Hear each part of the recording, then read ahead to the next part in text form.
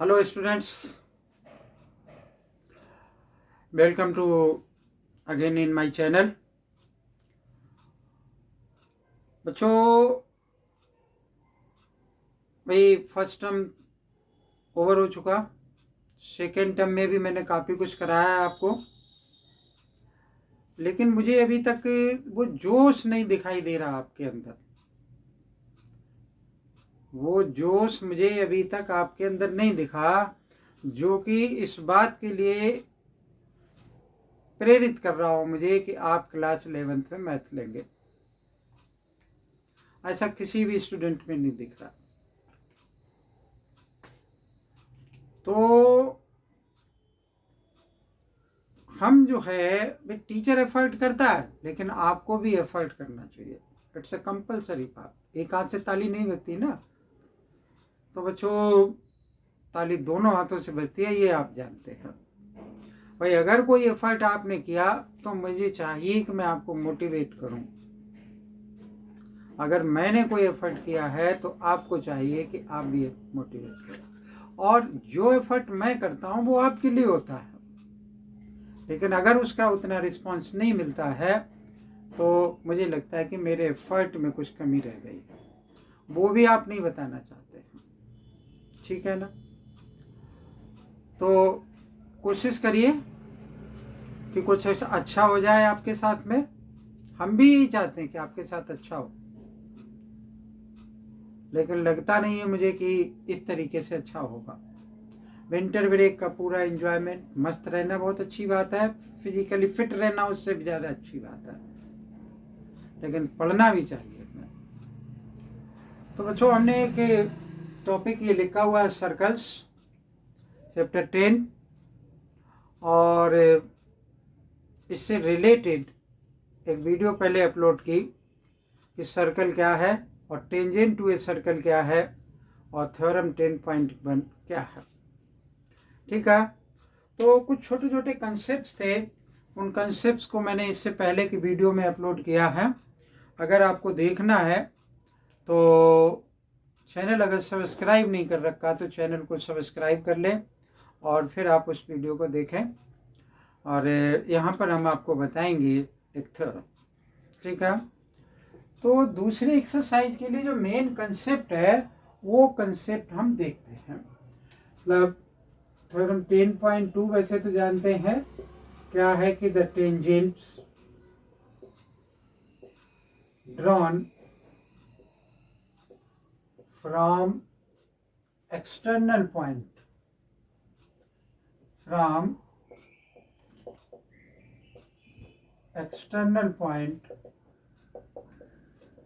to a circle are equal in length।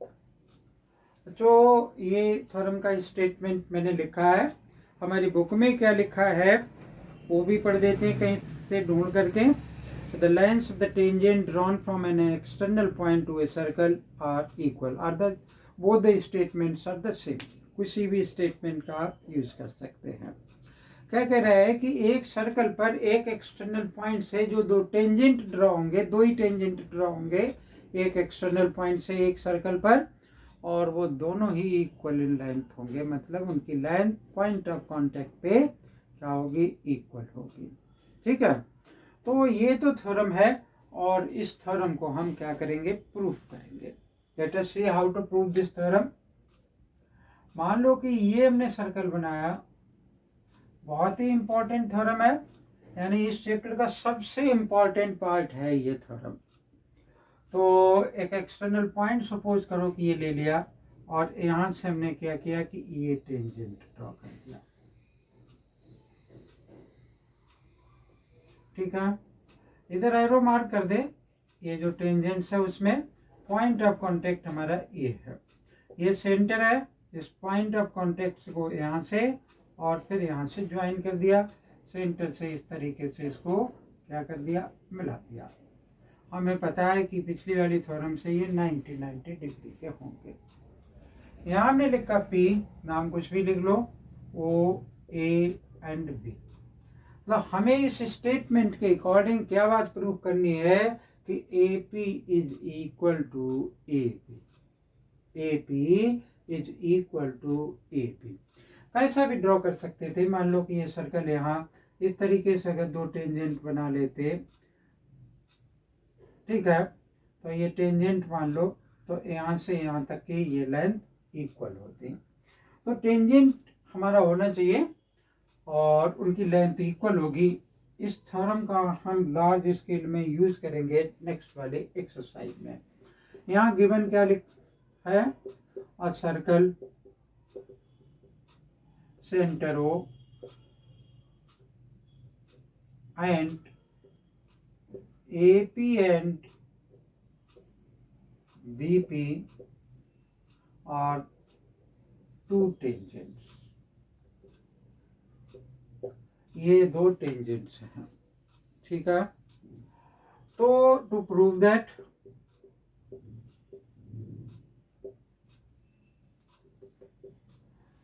That में हमने क्या प्रूव करना है कि AP is equal to PB, AP is equal to BP या PB एक ही बात है, ठीक है। ये बात हमने क्या करनी है, प्रूव करनी है।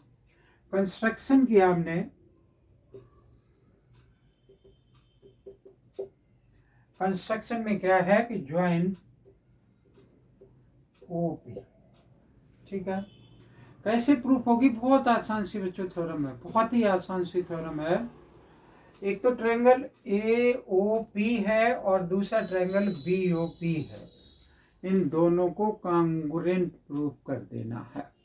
क्या प्रूफ करेंगे हम, कॉन्ग्रुएंट प्रूफ कर देंगे। कैसे कॉन्ग्रुएंट प्रूफ हो जाएंगे, OA बराबर OB के है, radii of the same circle, ये एंगल और ये एंगल 90 डिग्री के हैं, tangents drawn from external point to A, tangents sorry the radius and the tangents are perpendicular to each other at point of contact, इससे पहले वाली theorem के according. और ये साइड क्या हो गया, कॉमन हो गया, ठीक है। तो ये मेरा क्या हो जाएगा कि RHS से कॉन्ग्रुएंट हो जाए बच्चों, RHS से ही कॉन्ग्रुएंट होगा ये। तो यहाँ लिखा कि प्रूफ, मैंने लिखा in triangle AOP and triangle BOP, ठीक है। पहले लिख लिया OA is equal to OB, radii of the same circle,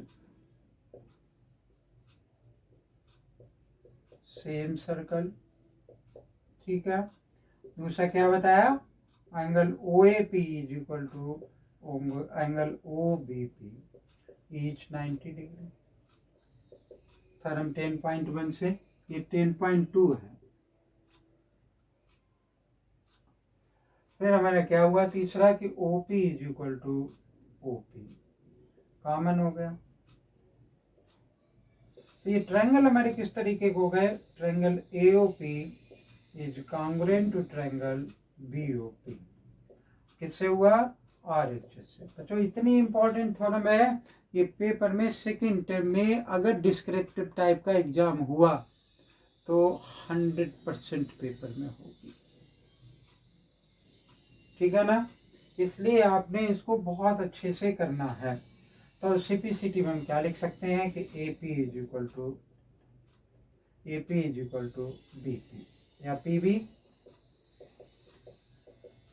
अब बच्चों वैसे तो थ्योरम तो हमारी यहीं पर प्रूफ हो गई है, प्रूफ, यही तो हमें प्रूफ करना था।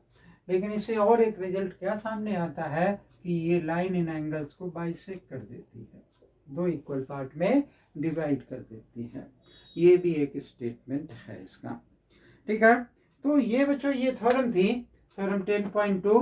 मुझे उम्मीद है कि ये समझ में आ गई होगी। ये जो 10.2 एक्सरसाइज है लगभग हर एक क्वेश्चन में ये इन्वॉल्व है, क्योंकि इस चैप्टर में जितने भी कंसेप्ट्स थे वो मैंने सारे अपलोड कर दिए हैं। आप उन कंसेप्ट्स को पहले समझें और तब एक्सरसाइज की जाएगी। बहुत छोटा सा चैप्टर है और इस चैप्टर में बहुत लिमिटेड से क्वेश्चंस दे रखे हैं, बहुत ही लिमिटेड से क्वेश्चंस दे रखे हैं।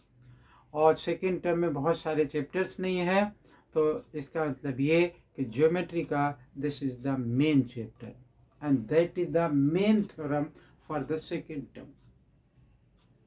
सेकेंड टर्म के लिए ये ही अकेली एक थ्योरम है आपके पास में। तो इसका मतलब कोई भी थ्योरम अगर पूछी जाएगी तो वो ये थ्योरम होगी। ठीक है, तो अगर क्लियर हो गई हो, समझ में आई हो, तो वीडियो को लाइक करना ना भूलें। और बच्चों वीडियो जब भी देखें तो पूरी देखें, और चैनल अगर सब्सक्राइब नहीं कर रखा हो तो चैनल को सब्सक्राइब जरूर कर ले। Thank you. जय हिंद।